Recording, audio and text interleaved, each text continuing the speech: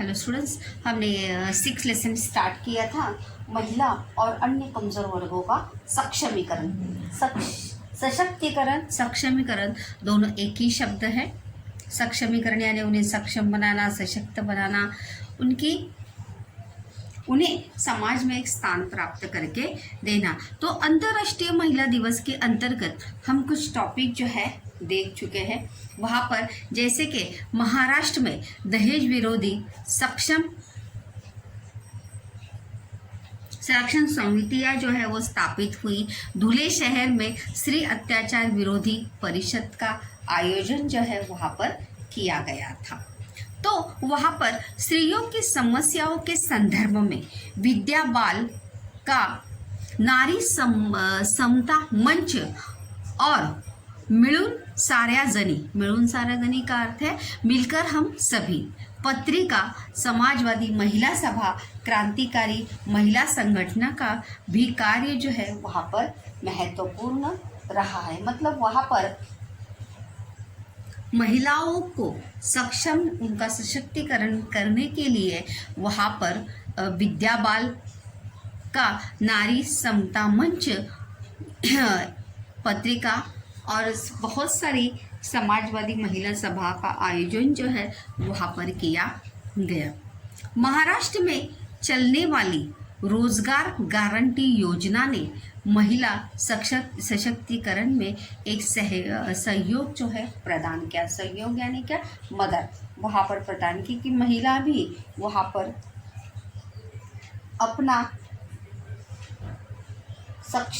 अपने आप को सक्षम बनाने के लिए, अपने आप को सक्षम करने के लिए कोई कार्य जो है वहाँ पर कर सके। उसके बाद बारी आती है प्रमिला दंडवते। प्रमिला दंडवते ने 1976 में दिल्ली में महिला दक्षता समिति की स्थापना की। रिक्त स्थान के लिए, असत्य जोड़ी के लिए। याद रखिए किसने की थी? प्रमिला दंडवते ने। कब की थी? 1976 में। कहाँ की थी? दिल्ली में। क्या नाम था उस समिति का? महिला दक्षता समिति। क्या नाम था? महिला दक्षता समिति उस समिति का नाम था।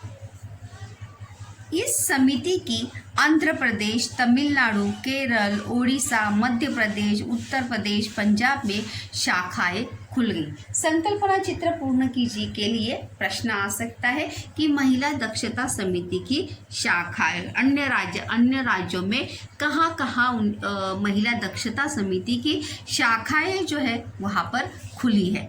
तो कहाँ पर खुली है? आंध्र प्रदेश, तमिलनाडु, केरल, ओडिशा, मध्य प्रदेश, उत्तर प्रदेश, पंजाब।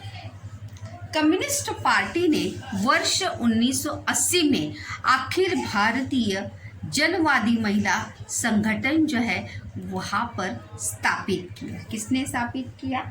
कम्युनिस्ट पार्टी ने। किसने स्थापित किया? कम्युनिस्ट पार्टी ने। कब किया? 1980 में भारतीय जनवादी महिला संगठन जो है उन्होंने स्थापित किया। और इस संगठन की संपूर्ण भारत में शाखाएं खोलने के प्रयास जो है वहाँ पर किए। मतलब इस संगठन की शाखाएं जो है पूरे देश में खुल जाए और इसके चलते महिलाओं को अपने हक के लिए लड़ने के लिए एक माध्यम वहाँ पर मिल जाए। संगठन ने कौन कौन से कार्य किए? देखो, दहेज, स्त्री भ्रूण हत्या, घरेलू हिंसा, अत्याचार जैसी समस्याओं पर संघर्ष जो है वो प्रारंभ किए। इस संगठन ने कौन से समस्याओं को सुलझाने का प्रयास किया या कौन सी समस्याओं को सुलझाने की शुरुआत यहाँ पर की है? दहेज। उसके बाद स्त्री भ्रूण हत्या, घरेलू हिंसा, अत्याचार जैसी समस्याओं पर संघर्ष जो है वो प्रारंभ किया। संघर्ष मतलब महिलाओं को न्याय दिलाने की शुरुआत जो है इस संगठन के माध्यम से वहाँ पर शुरू हुई। मतलब जो महिलाएं दहेज से प्रताड़ित हुई थी, स्त्री भ्रूण हत्या जहाँ पर जिस क्षेत्र में हो रही थी, घरेलू हिंसा अत्याचार से जो पीड़ित महिलाएं थी, उन्हें अधिकार दिलाने के लिए, उन्हें न्याय दिलाने के लिए संघर्ष जो है इस संगठन ने शुरू किए थे। महिलाओं से संबंधित विविध समस्याओं पर शोध कार्य जो है वहाँ पर शुरू हुआ। मतलब और कौन सी, मतलब ये समस्याओं तो है ही, लेकिन और कौन सी महिलाओं से संबंधित समस्याएं हैं जिन्हें हमें सुलझाना चाहिए ताकि महिला जो है एक सशक्त और सक्षम हो जाए। भारत का प्रथम महिला विश्वविद्यालय श्रीमती नाथीबाई दामोदर ठाकर से, जैसे SNDT के नाम से देखो जाना जाता है कॉलेज यूनिवर्सिटी। भारत का प्रथम महिला विश्वविद्यालय श्रीमती नाथीबाई दामोदर ठाकर सी महिला विश्वविद्यालय मुंबई, टाटा समाज विज्ञान संस्था मुंबई, सावित्रीबाई मतलब जो शिक्षण संस्थाएं, शिक्षा संस्थाएं जो है जो महिलाओं के लिए स्थापित हुई, जहाँ पर महिलाएं जो है बिंदुक होकर अपनी पढ़ाई जो है वहाँ पर शुरू कर सके। ऐसे कौन से विद्यालय हैं? संकल्पना चित्र पूर्ण कीजिए के लिए आ सकता है श्रीमती नाथीबाई दामोदर ठाकर से महिला विश्वविद्यालय मुंबई में है, टाटा समाज विज्ञान संस्था भी मुंबई में है, सावित्रीबाई फुले विश्वविद्यालय पुणे में है, शिवाजी विश्वविद्यालय कहाँ पर है? कोल्हापुर में। ये संकल्पना चित्र पूर्ण कीजिए के लिए प्रश्न है कि शिक्षा के लिए कौन से कॉलेज या विश्वविद्यालय की स्थापना जो है भारत में वहाँ पर अलग अलग, महाराष्ट्र में अलग अलग जगह पर हुई, मुंबई, कोल्हापुर, पुणे। अध्ययन कोल्हापुर में महिला अध्ययन केंद्र जो है वहाँ पर स्थापित किए गए। आलोचना और दृष्टि नाम के केंद्रों ने भी इस समस्या के संदर्भ में महत्वपूर्ण भूमिका निभाई। आलोचना और दृष्टि ये किसके नाम है? केंद्रों के नाम है। ऐसे केंद्र जो महिलाओं की प्रगति के लिए, महिलाओं की सशक्तिकरण के लिए क्या कर रहे थे? कार्य कर रहे थे। एक एक समाज सेवी संस्थाएं थी, उन्होंने भी इस अध्ययन क्षेत्र में बहुत ही महत्वपूर्ण भूमिका निभाई थी ताकि महिलाएं जो है पढ़ लिख कर समाज में अपना एक स्थान निर्माण कर सके। अगला यहाँ पर टॉपिक है महिलाओं के संदर्भ में कानून। महिलाओं को अगर समाज में एक स्थान प्राप्त करा के देना है, महिलाओं को सशक्त बनाना है, सक्षम बनाना है, मजबूत बनाना है, तो वहाँ पर किसकी आवश्यकता थी? कानून की आवश्यकता थी। तो वही महिलाओं के संदर्भ में जो है कौन कौन से कानून वहाँ पर पारित किए गए, प्रावधान वहाँ पर ऐड किए गए, वो हम देखने वाले हैं। वर्ष 1952 के कानून के अनुसार भारत सरकार ने हिंदू स्त्रियों को गुजारा भत्ते का अधिकार वहाँ पर दिया। गुजारा भत्ता यानी क्या? अपना पोषण, पालन पोषण कर सके, ऐसा गुजारा भत्ता। गुजारा भत्ता मतलब अपना जीवन व्यापन व्यतीत करने के लिए जो पैसा उन्हें मिलता था उसे कहा जाता है गुजारा भत्ता। उसके बाद पिता की संपत्ति में हिस्से का अधिकार दिया गया। 1952 के कानून के अनुसार कौन से अधिकार जो है वहाँ पर महिलाओं को मिले थे? पहला है, प्रश्न भी है वहाँ पर कि 1952 के कानून के किन अधिकार जो है वहाँ पर मिले उन्हें। तो पहला कौन सा है? गुजारा भत्ते का अधिकार। दूसरा है पिता की संपत्ति में हिस्से का अधिकार। मतलब संपत्ति में, पिता की संपत्ति में सिर्फ लड़के का ही हिस्सा नहीं बल्कि किसका है? लड़की का भी उतना ही अधिकार है जितना अधिकार किसका है? लड़के का है।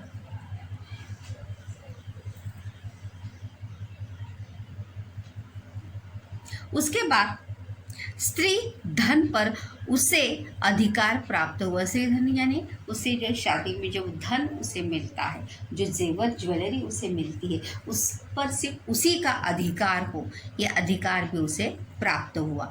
बहुपतित्व प्रणाली जो है समाप्त हुई और पुरुषों की भांति स्त्रियों को भी संबंध विच्छेद, तलाक का अधिकार दिया गया। बहुपत्नीत्व प्रणाली समाप्त हुई, मतलब हमारे भारत देश में पहले जो है कौन सी प्रणाली थी, बहुपत्नी। तो मतलब पुरुष जो है चाहे तो कितनी भी शादियां जो है वहाँ पर कर सकता था। तो ये जो बहुपत्नीत्व प्रणाली जो थी वो समाप्त हुई, उसके कारण स्त्रियों की परिस्थिति में सुधार होने का लिए क्या हुई, मदद मिली। और पुरुषों की तरह भांति यानी क्या, तरह पुरुषों की भांति स्त्रियों को भी संबंध विच्छेद यानी तलाक, घटस्फोट, डाइवोर्स लेने का अधिकार महिलाओं को भी मिला। मतलब पुरुषों के साथ साथ महिला भी अगर उस पुरुष के साथ नहीं रहना चाहती तो वो भी उस पुरुष को क्या दे सकती है, तलाक दे सकती है, डाइवोर्स उसे दे सकती है। आगामी दशक में महिलाओं के विषय में एक कदम आगे बढ़ाने वाला कानून जो है वहाँ पर बना। वह कानून है दहेज प्रतिबंधित कानून 1961। कौन सा कानून है, दहेज प्रतिबंधित कानून 1961। प्रश्न भी है कि दहेज प्रतिबंधित सुधार कानून जो है वहाँ पर बनाया गया, लेकिन पहले शुरुआत जो है वो कब हुई थी, 1961। 1984 में तो वो सुधारित कानून वहाँ पर बनाया गया।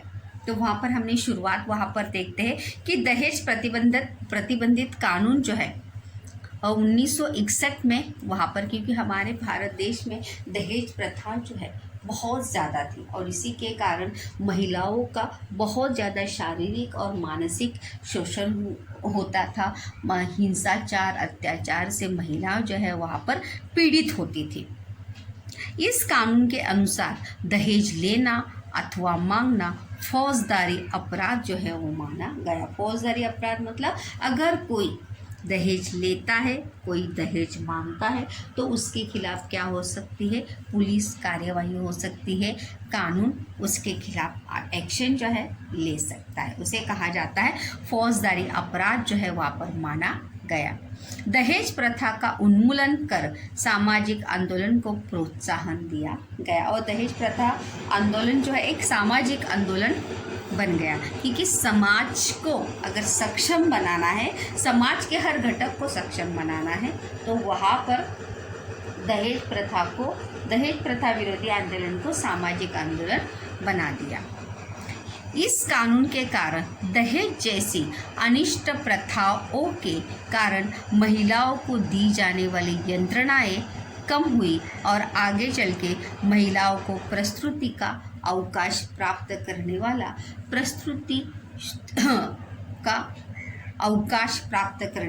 प्रस्तुति सुविधा अधिनियम, जिसे कहते हैं मैटरनिटी बेनिफिट एक्ट, जो 1961 में, मतलब प्रेगनेंसी के दौरान महिलाओं को छुट्टी का अधिकार जो है वहाँ पर प्राप्त हुआ। अवकाश यानी क्या, छुट्टी अस्तित्व में आया और इस अधिनियम द्वारा महिलाओं को प्रस्तुति के अवकाश का अधिकार जो है वहाँ पर प्राप्त हुआ। मतलब डिलीवरी के बाद या डिलीवरी के समय जो है महिलाएं जो है जो काम पर थी,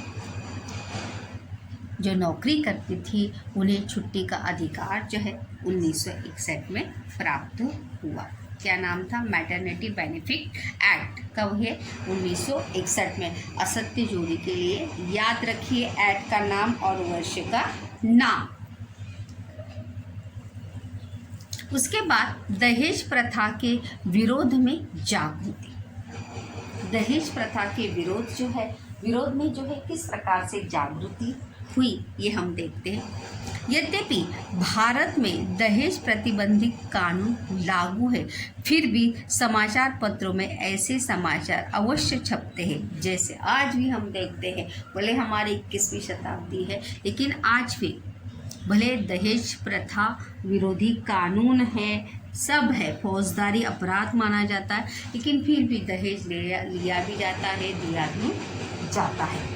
तो और आज भी हम समाचार पत्र में ऐसे समाचार, ऐसे न्यूज़ जो है वो पढ़ते हैं। कि इस महिलाओं को इस लड़की को दहेज के लिए प्रताड़ित किया गया।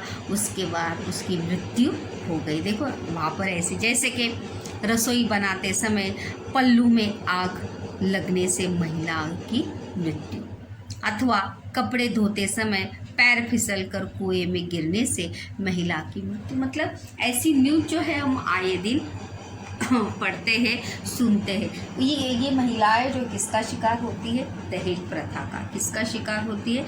दहेज प्रथा का। मतलब भले ही इतने कानून बनाए गए हैं, अपराध माना गया है, लेकिन फिर भी आज भी कहीं ना कहीं ये हमारे देश में हमें देखने को मिलता है। इन घटनाओं को गहराई में जाकर जांच पड़ताल करने पर दहेज का कारण कई बार प्रकाश में आता है। और जब इन घटनाओं की जब जांच पड़ताल होती है, इन घटनाओं के पीछे के कारण जब जानते हैं, तो क्या कारण होता है? दहेज। इस प्रथा को लेकर पुलिस, प्रशासन, न्याय व्यवस्था ने भी अपनी भूमिकाएं स्पष्ट की है। फलतः जन जागृति हुई है। मतलब वहाँ पर सरकार ने, लोगों ने, न्याय व्यवस्था ने अपनी भूमिकाएं जो है वहाँ पर स्पष्ट की कि अगर ऐसी कोई घटना घटती है तो उसे अपराध माना जाएगा और उस व्यक्ति को, संबंधित व्यक्ति को क्या होगी? सजा होगी। फलतः जन जागृति हुई और इसी के कारण आज फिर भी हमें कहीं ना कहीं ऐसी घटनाएं आज भी हमें वर्तमान समय में देखने को मिलती है।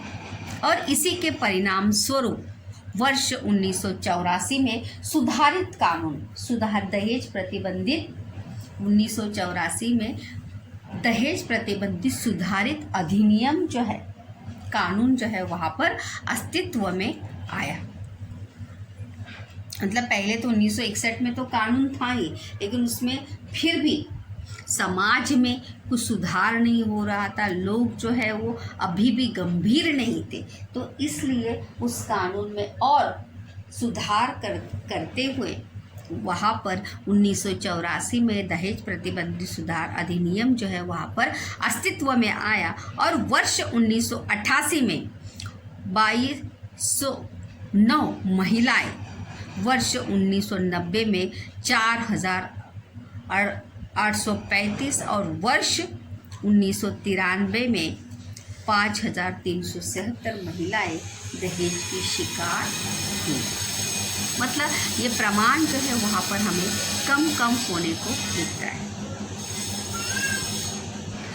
इन आंकड़ों को देखें तो दहेज समस्या की ज्वलंतता हमारी समझ में आ सकती है। मतलब संख्या जो है हमेशा क्या हुई है? बढ़ गई है। क्या हुई है? बढ़ गई है, कम नहीं हुई है। क्या हुई है? बढ़ गई है। तो मतलब वहाँ पर ये समस्या जो है ज्वलंत है। ज्वलंत मतलब क्या? बहुत बड़ी समस्या है। भले हमने इतने सारे कानून बनाए गए हैं, लेकिन जब तक हमारी मानसिकता बदलती नहीं है, हमारी सोच बदलती नहीं है, तब तक कभी भी कोई भी समस्या जो है हमारे समाज से पूरी तरह से निकल सकती नहीं। उसके बाद है पारिवारिक न्यायालय। कौन सा है पॉइंट?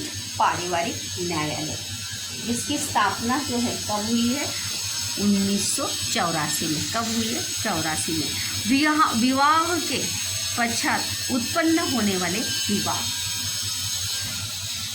जिसे फैमिली कोड भी कहा जाता है। इंग्लिश में क्या कहते हैं? Family code. मतलब पारिवारिक मुद्दों को सुलझाने के लिए। परिवार में ऐसे बहुत सारे मुद्दे होते हैं।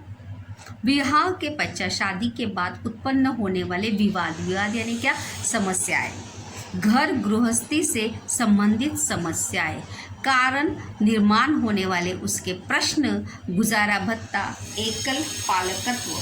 एकल पालकत्व का अर्थ है वहाँ पर मतलब अगर किसी का तलाक हो जाता है, कोई किसी को डिवोर्स देता है, तो वहाँ पर अगर बच्चे हैं तो वो बच्चे जो है वो किसके साथ रहेंगे? माँ के साथ रहेंगे या पिता के साथ रहेंगे। उसे कहा जाता है एकल पालकत्व। मतलब उस बच्चे का पालन पोषण का अधिकार जो है किसी एक के पास ही दिया जाता है। या तो माँ के पास या तो पिता के पास। जो ज़्यादा सक्षम है, जो अपने बच्चे का पालन पोषण आर्थिक रूप से सक्षम रूप से कर सकता है, उसे उस बच्चे का पालकत्व जो है वहाँ पर न्यायिक रूप से वो उसे दिया जाता है।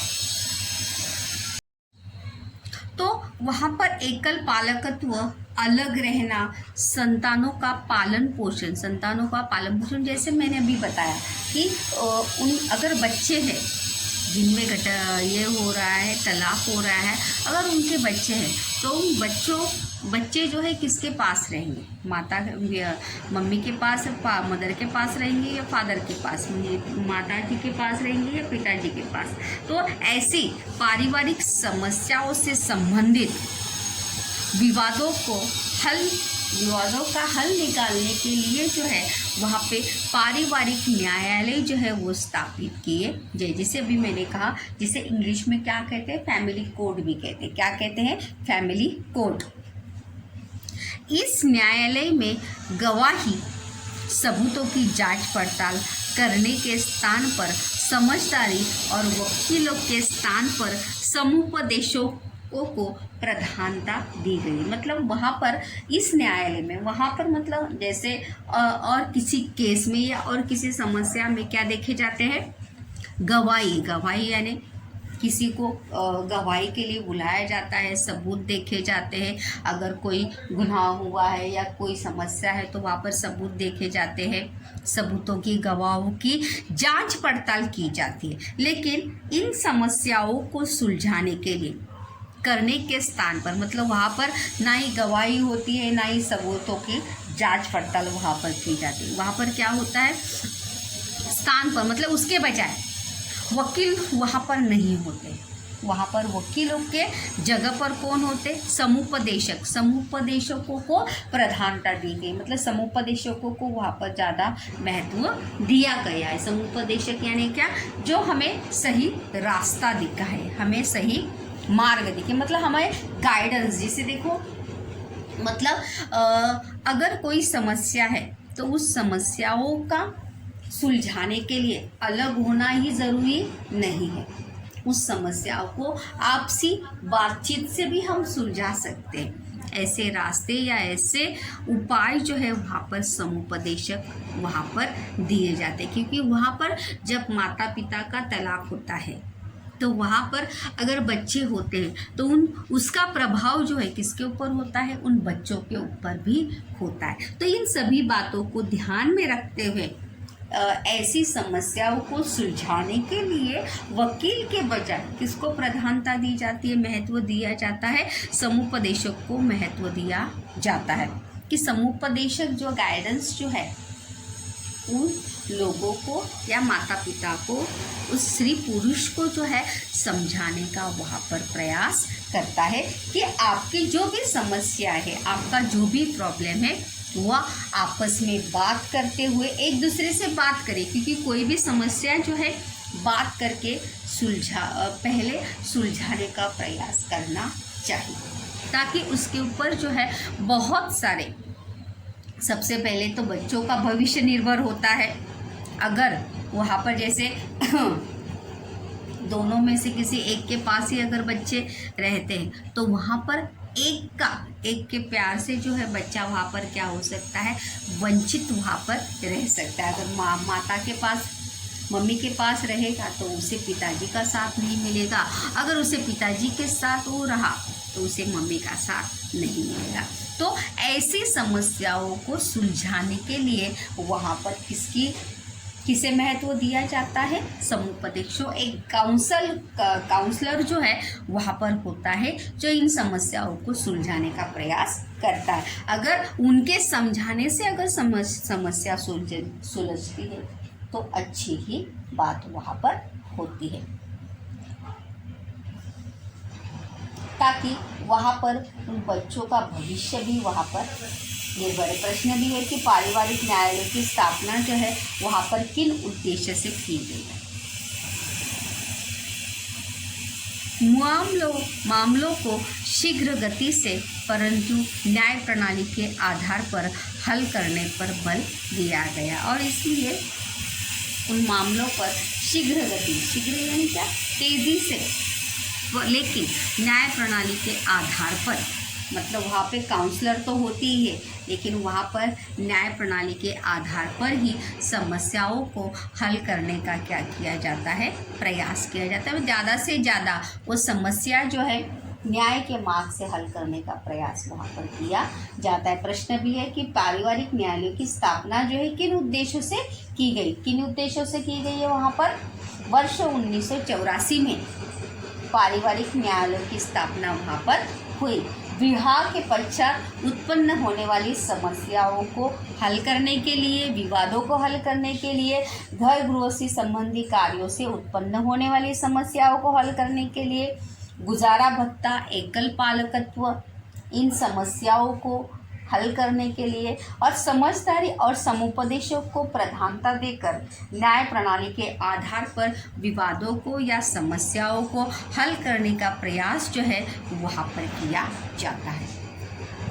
अगला पॉइंट है वहाँ पर गुजारे भत्ते का मुकदमा यानी क्या, केस जो हम कोर्ट में दाखिल करते हैं। कोर्ट में हम 1985 कब है गुजारे भत्ते का अवधारणा स्पष्ट कीजिए के लिए प्रश्न है कि गुजारा भत्ता किसे कहते हैं। ध्यान दीजिए,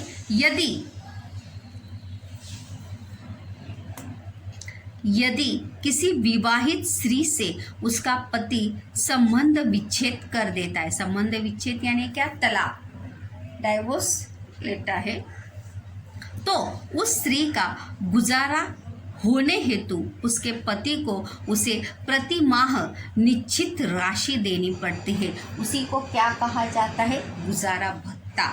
उसे क्या कहा जाता है, गुजारा भत्ता। मतलब अगर सिंपल भाषा में अगर कहेंगे तो अगर किसी शादीशुदा महिलाओं को, स्त्री को उसका पति अगर तलाक देता है, डाइवोर्स देता है, तो उस स्त्री को अपना गुजारा करने के लिए प्रति माह खर्चे के लिए हर महीने जो पैसे दिए जाते हैं उसे क्या कहा जाता है, गुजारा भत्ता। उसे गुजारा भत्ता कहते हैं। क्या कहते हैं, गुजारा भत्ता। गुजारना यानी जीवन यापन करना। उच्चतम न्यायालय में मोहम्मद अहमद खान बनाम शाह बानो बेगम मुकदमे ने न्यायालय ने यह निर्णय सुनाया कि शाह बानो को गुजारा भत्ता मांगने का अधिकार है। तथापि धार्मिक संगठनों ने इस निर्णय के विरुद्ध हल्ला मचाया। परिणाम स्वरूप संसद में Muslim women act protection of rights on divorce पारित वहाँ पर हुआ। मतलब वहाँ पर कोर्ट में एक केस गया था जिसमें वहाँ पर कोर्ट ने फैसला सुनाया था कि शाह बानो को, मतलब मोहम्मद अहमद खान और शाह बानो बेगम का दोनों का क्या हुआ था, तलाक हुआ था। और इसलिए कोर्ट ने कौन सा फैसला वहाँ पर सुनाया था कि शाह बानो को गुजारा भत्ता मांगने का वहाँ पर अधिकार है। लेकिन धार्मिक संगठनों ने इस निर्णय का क्या किया था, विरोध किया था और बहुत सारा हल्ला मचा मतलब वहाँ पर बहुत सारी विवाद जो है वहाँ पर खड़े हुए थे, क्योंकि सभी की धार्मिक परंपराएं, धार्मिक मान्यताएं जो है वहाँ पर अलग है। क्या है, अलग है। तो इसके चलते वहाँ पर जब विवाद खड़ा हुआ तो उसी के परिणाम स्वरूप संसद ने मुस्लिम वुमेन एक्ट वहाँ पर protection of rights on divorce जो है वहाँ पर पारित हुआ। मतलब मुस्लिम महिलाओं को भी इस अधिकार के चलते, इस कानून के चलते उन्हें भी गुजारा भत्ता जो है वहाँ पर तलाक के बाद मिल सकता है या वहाँ पर मिलने का अधिकार जो है वहाँ पर पारित हुआ संसद में। मतलब Muslim act, women act protection of rights यानी क्या, अधिकार, ऑन डाइवोर्स यानी क्या, तलाक के बाद भी महिलाएं जो है वहाँ पर अपने पति से क्या ले सकती है, गुजारा भत्ता वहाँ पर ले सकती है। क्योंकि कोई भी बात जो है वहाँ पर बोलने से जो है वहाँ पर सिद्ध होती नहीं, उसके लिए अगर कानून है तो कानून के चलते ये प्रावधान वहाँ पर पारित होगा। सती प्रतिबंधित कानून हमारे भारत देश में जो है अभी तो नहीं, लेकिन पहले जो है सती प्रतिबंधित कानून जो है वहाँ पर देखने को हमें वहाँ पर मिलता है।